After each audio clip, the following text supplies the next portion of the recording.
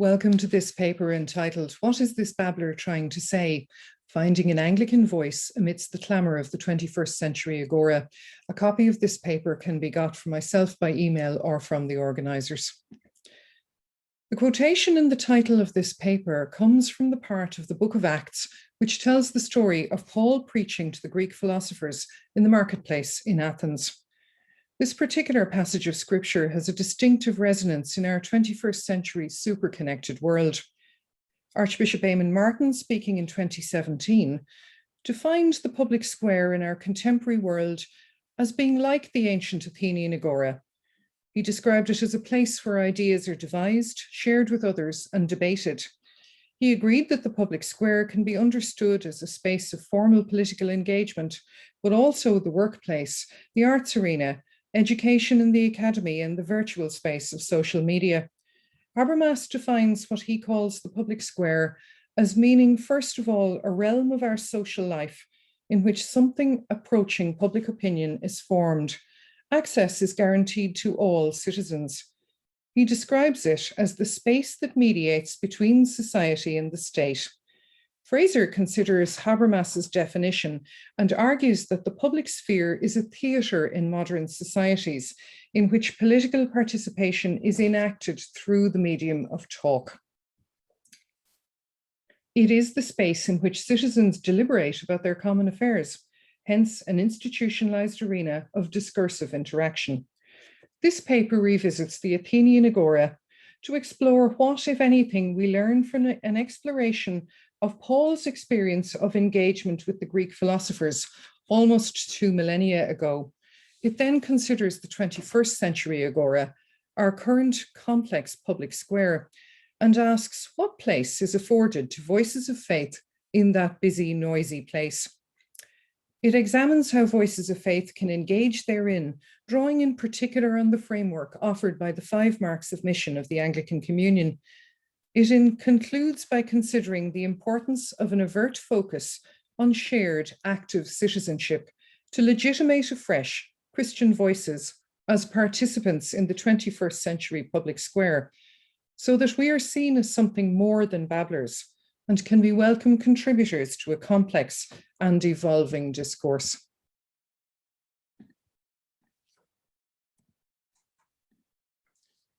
Acts 17, verses 16 to 34 is a short but very important scriptural passage.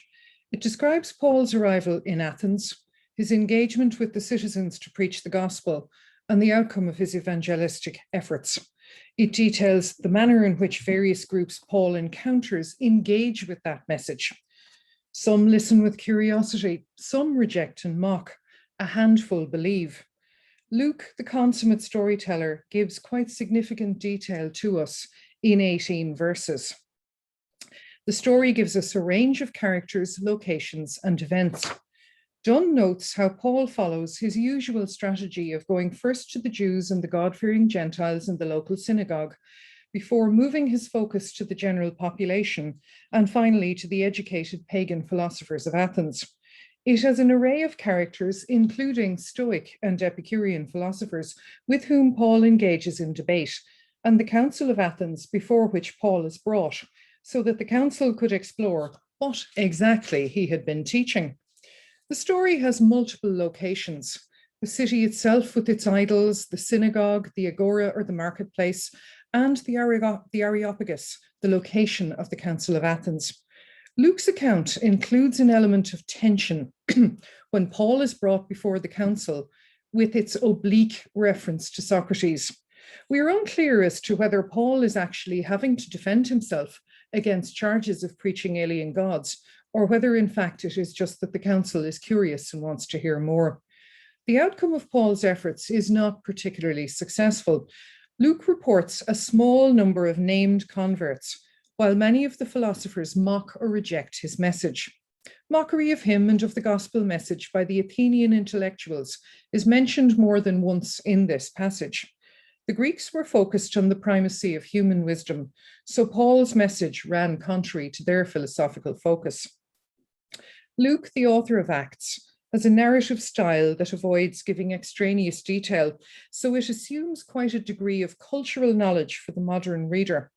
And one of the consequences is that we need to fill in those cultural and contextual gaps so as to understand the story more fully.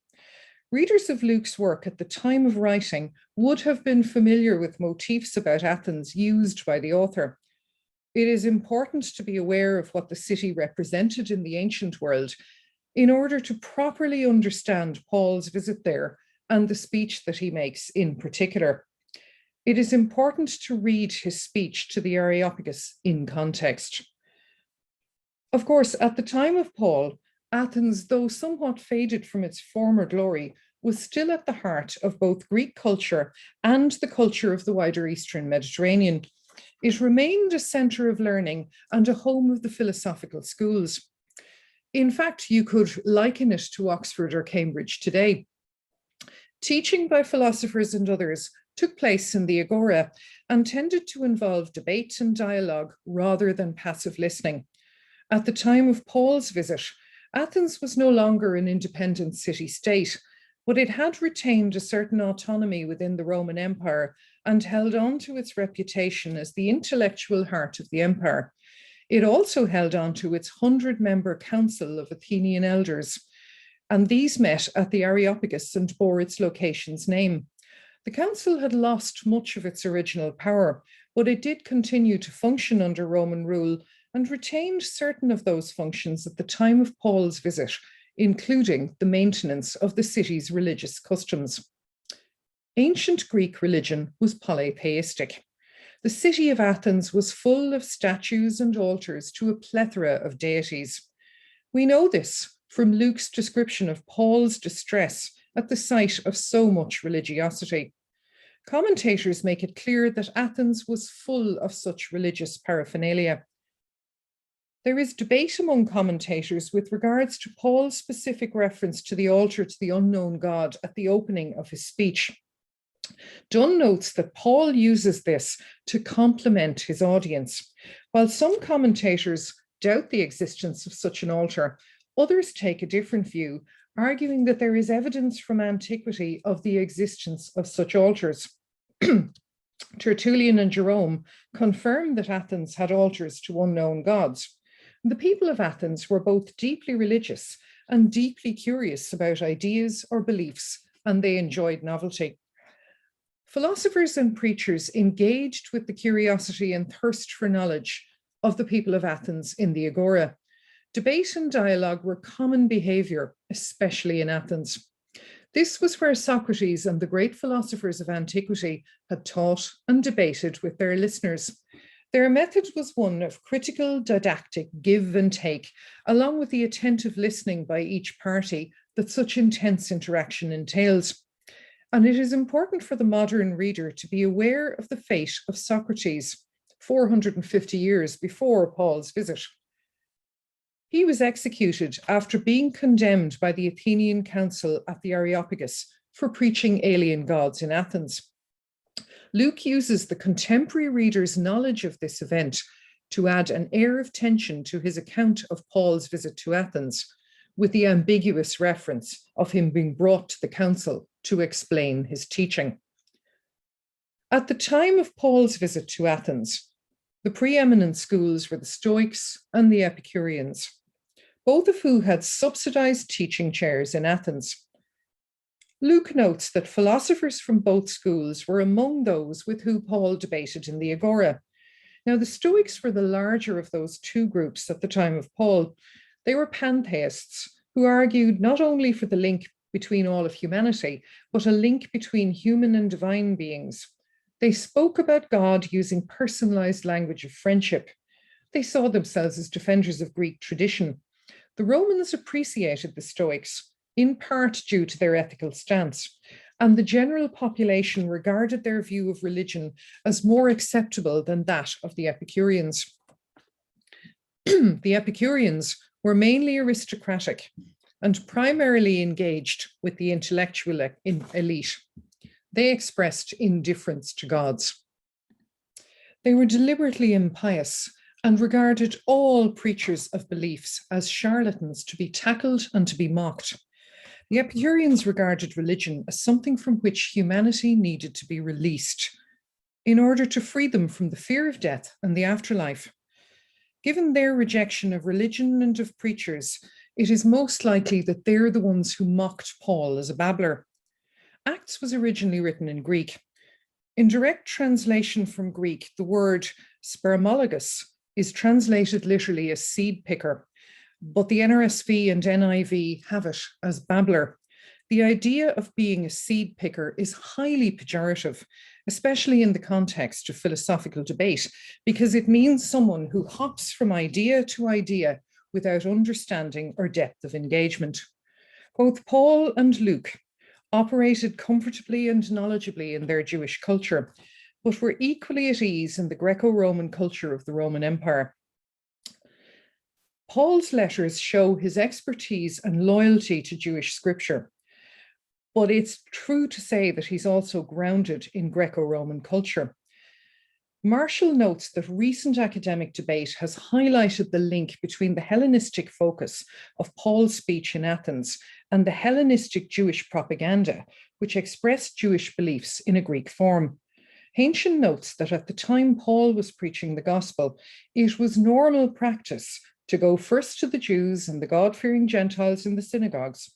However, by the time Acts was being written down by Luke, this focus had changed due to the split between Jews and Christians, and Luke portrays Paul moving his evangelistic focus towards the Gentiles and using Greek ideas in his speech.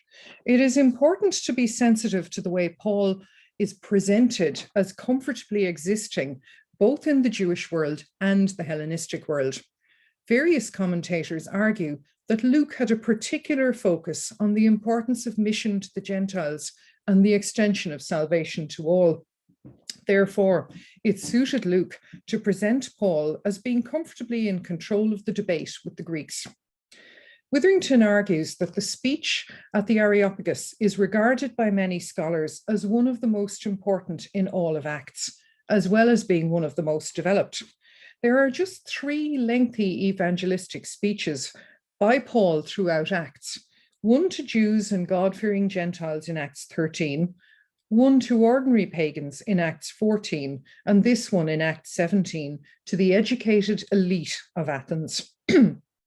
Commentators note the significance of this speech in terms of its skillful evangelistic engagement with educated pagans, and some note how his style reflects the strategy adopted by Hellenistic Jewish apologists. Others argue that this speech represents an innovation in style by Paul, a development that Luke was anxious to highlight.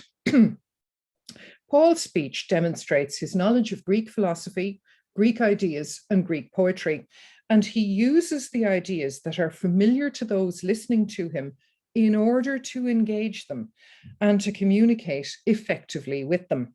In his public engagement with his Greek audience, Paul takes Christian gospel ideas and uses language to communicate and explain them, which are familiar to the hearer rather than being the language of the preacher. This is why Paul couches it in philosophical language and concepts, though always language and concepts he knows have common ground with Scripture. Witherington notes that Paul's use of Greek ideas gives them new meaning by using them to transmit a Jewish Christian message.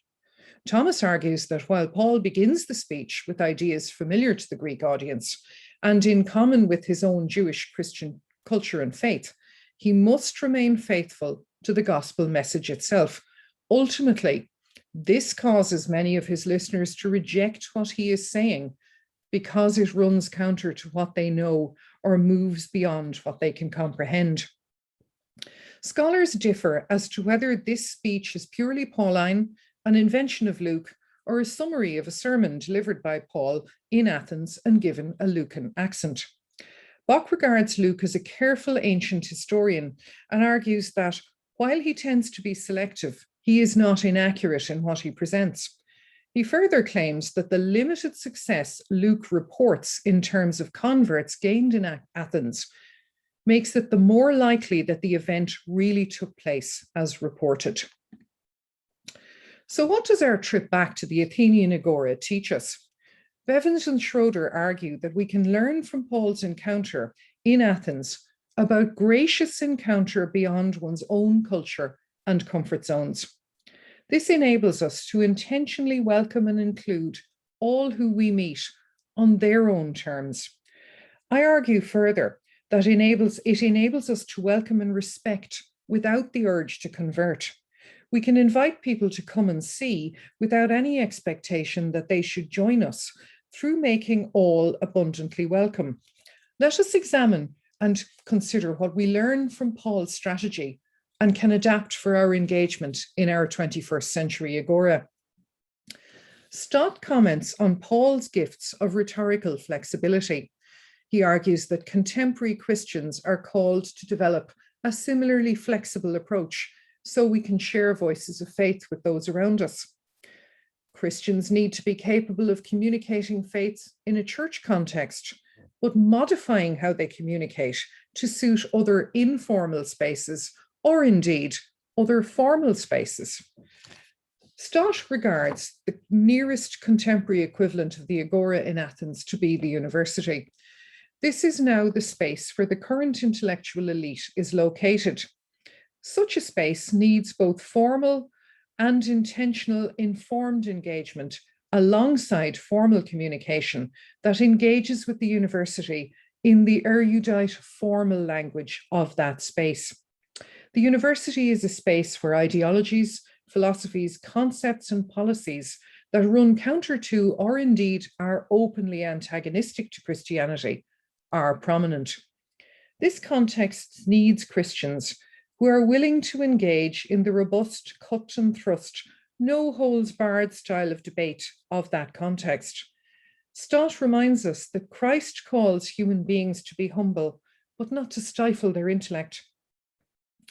Stott believes that in the university space, it is essential to follow Paul's model of reasonable, learned, courteous, and skillful communication of a Christian perspective, and to use the individual's presence in that space to react with positive witness. This leads us to focus on the content and mode of delivery of Paul's speech. Stott notes that some or all of the highly educated in today's universities may reject voices that speak counter to the prevailing concepts and ideologies. He points out how cleverly Paul engaged in Athens with highly educated people, some of whom had already mocked his message. He emphasizes Paul's unfailing courtesy alongside the intelligent, informed seeking of common ground with the hearers, without ever losing sight of the integrity of his message in what Paul said. Rowan Williams makes the crucial point that Paul was engaging with a world and a populace for whom divinity was a given. For the people of antiquity, religiosity was an assumed norm. Being religious was a part of being a citizen. This was the world into which Paul was preaching a new understanding of divinity, a new hope, and a new way of being human. There are many differences between the world of antiquity and the world in which we now live.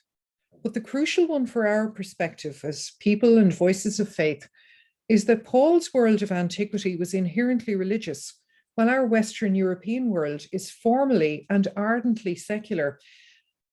Further, ours is a world in which all belief is subject to assessment, more suited to the material rather than the spiritual, of which is conceived as being believable. This means we need to be cautious in reading uncritically or unreflectively across from Paul's approach. He was dealing with an inherently religious world. We, on the other hand, are dealing with an ardently secular and post-secular context. So let us think of faith voices in the contemporary public square. The public square in Western democracies is a complex and contradictory place when it comes to voices of faith.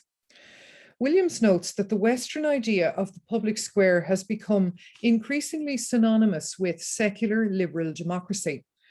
He argues that the Western insistence that the public square be a neutral space is both contradictory and lacking in integrity, because it prioritizes one set of voices, namely the secular, while silencing another set of voices, namely the religious. Watson argues that secularism advantages atheism over faith in its language.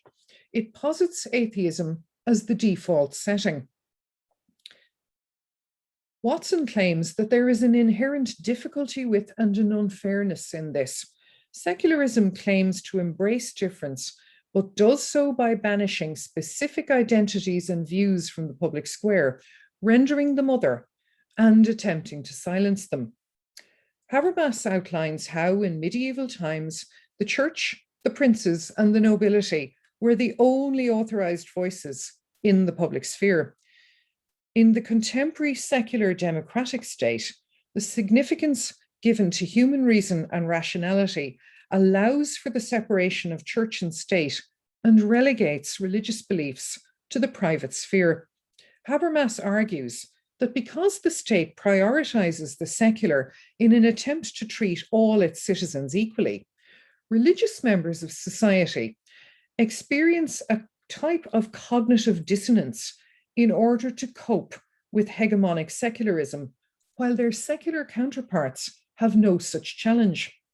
The actions of Western democratic states in effectively preferring the secular over the religious impact on the relative status of each in the public square. Wright describes how in the ancient world, religion was a very public phenomenon. He describes it as the glue that bound the community together, and it encompassed the breadth of both human and divine participation therein. Since the Enlightenment, religion in Western nation states has become increasingly limited to the private sphere and sidelined from the public square. Wright notes how, in the postmodern era in Western democracies, religion has moved away from being perceived positively and has become associated with societal division, terrorism, and something from which the human condition would benefit from being released. In a nutshell, in antiquity, religion was a public norm, a benefit, and a source of unity. Now in postmodernity, it is best perceived in Western secular societies as problematic. To borrow a concept developed by the political theorist Iris Marion Young, it can be argued that religion in Western secular societies suffers both from non-recognition, invisibility, while simultaneously being misrecognized or negatively labeled. Watson also notes that the privatization of religion and its removal from the public square in modernity and post-modernity has actually changed the meaning of the word religion, the original meaning being what binds together. Through its relegation to the private sphere, belief is now prevented from having a core communal expression. It therefore becomes perceived as something that divides rather than something that binds. The move away from the engagement of faith in the public square is by no means total, however. This is a deeply contested space, and manifestations of secularism vary from one Western jurisdiction to another. Religion has been pushed to the margins in some Western secular democracies, France, for example. However, even though religious voices are formally pushed to the margins of the public square in the French context, there remains a growing and frequent awareness of their presence. Dinham Jones' comment on how the British state engages with a wide range of faith bodies and institutions in the public square in an attempt to create greater social cohesion and to address welfare needs through charitable provision by faith bodies. In the Irish case, the Roman Catholic Church in particular had a specific position in the public square after independence. The churches, Catholic and the various Protestant churches, were key service providers in Ireland in education, health, and welfare. They had a significant voice in the public square and were an acknowledged influence on constitutional law, public policy, and public opinion, a situation that only really began to change in the 1990s. Rivera critiques the particular Irish expression of secularism, where the state continues to appear to favor the majority religion in the public square, through granting to it of privileges and particular recognition by what he terms a benevolent secular state. While Western Europe in particular is now regarded as post-Christian, faith is flourishing across much of the rest of the world. Non-Western countries remain highly resistant to secularization, and Wolf reminds us, the world has always been a very religious place, and globally this shows no signs of abating. It is worth remembering that there are many parts of the world where there is a continuing presence of religion and faith as a core part of the public square. The majority of the world's population lives in such cultures. Not only is it the case that the majority of Christians will soon be living outside Europe and the West, but it is also the case that many of those who migrate from developing countries to the West bring their religious faith with them as a core part of their public identity. Immigrant Christians bring their own vibrant expressions of Christianity with them to the post-Christian West. Their numbers and vitality stand in stark contrast to the falling numbers of traditional Western expressions of Christianity. The post-Christian West is now seen as a mission field by non-Western Christians, as well as those of other evangelistic faiths such as Islam.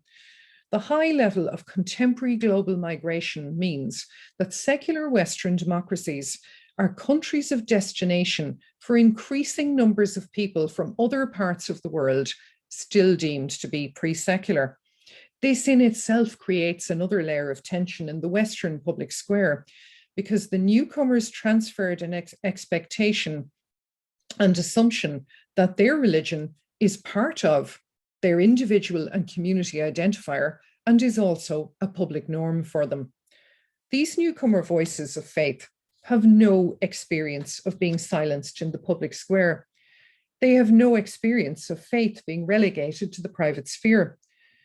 The presence of increasing numbers of migrants into the secular West who regard their faith as a core and public part of their identities presents a genuine challenge to the secular projects and to state and societal policies of social inclusion. Western democracies can struggle to recognize the expression of citizenship through piety of many who come from outside the secular West. Mallet and Shaw argue that in the case of England and Wales, policy making with regard to social action for the common good in the public square has become dominated by a range of world faith groups alongside secularist NGOs. This is in part due to a withdrawal by the Christian Church from a space in which it had previously been a central provider and a recognized voice of authority until recent times, when the state took over both the provider role and the voice of authority role. The Christian Church has become one voice among many, a situation that a previously powerful church has found hard to navigate because it was once dominant in that space.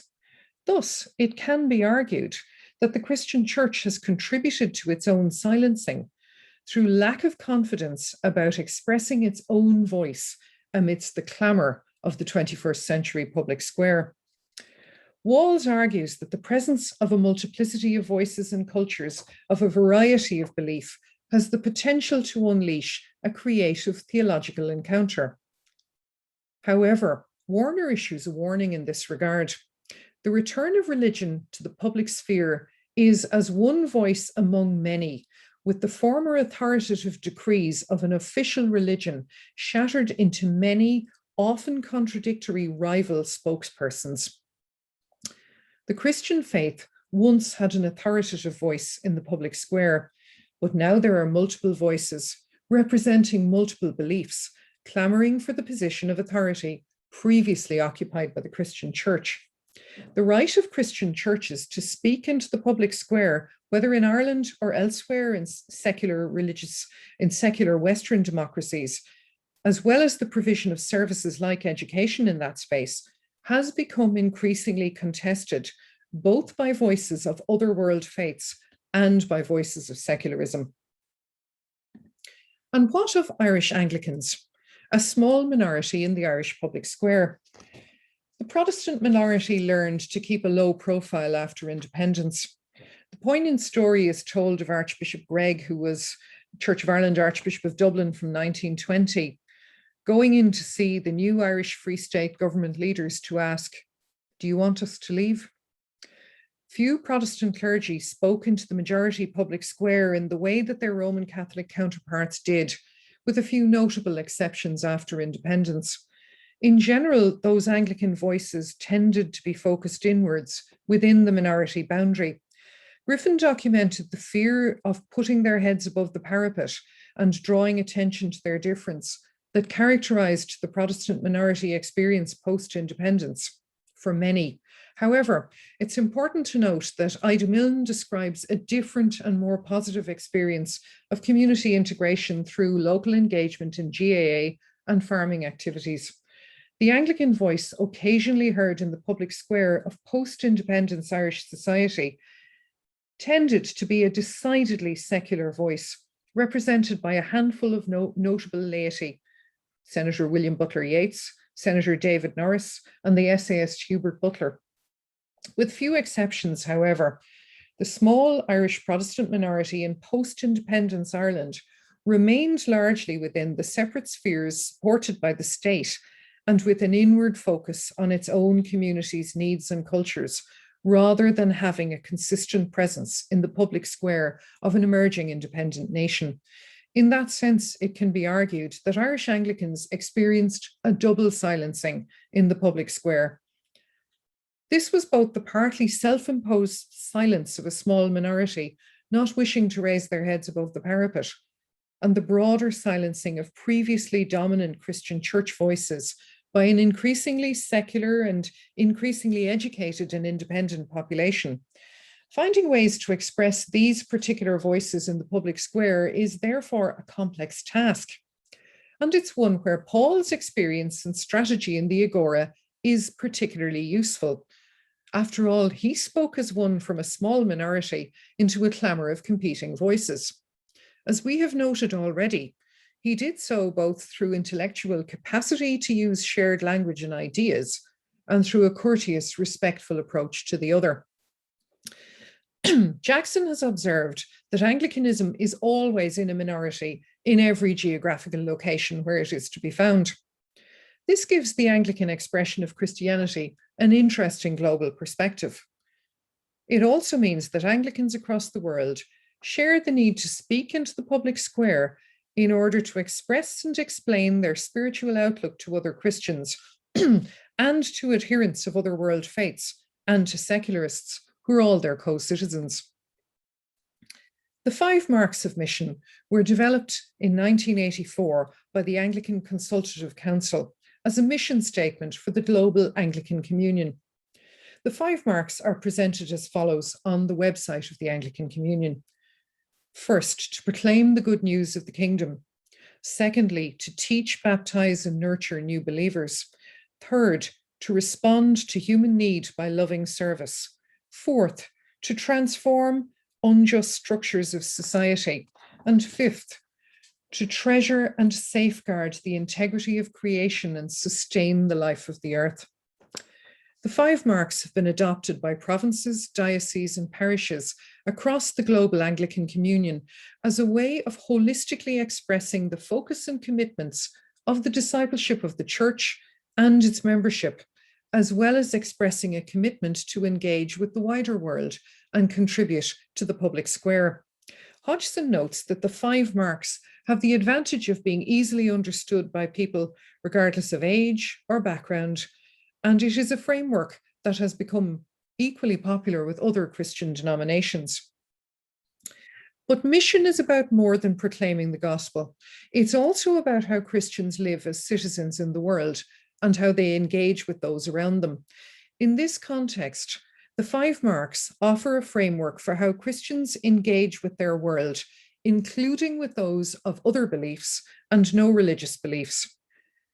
They can serve as an invitation to those outside the Anglican community to engage in partnership in activities of care or action by all who share human citizenship. According to Zink, one of the strengths of the 5 marks as a framework is that their existence has enabled cross-cultural and ecumenical dialogue and provided a means of achieving consensus among different groups of Christians amid differences of opinion and focuses of doctrine.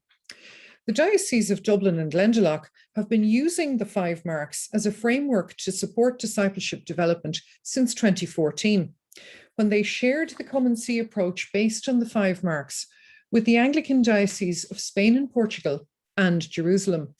The 5 marks have provided a common Anglican framework in this context to enable cross-cultural dialogue between Irish, Southern European, and Middle Eastern Anglicans. Walker argues that the 5 marks can also provide a framework of invitation.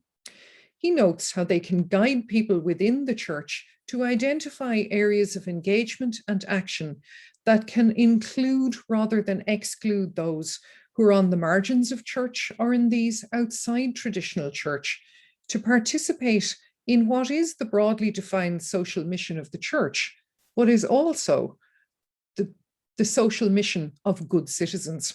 Walker shows how the practical action orientation of the 5 marks enables people to reach beyond their church walls to work in equal partnership with those outside church.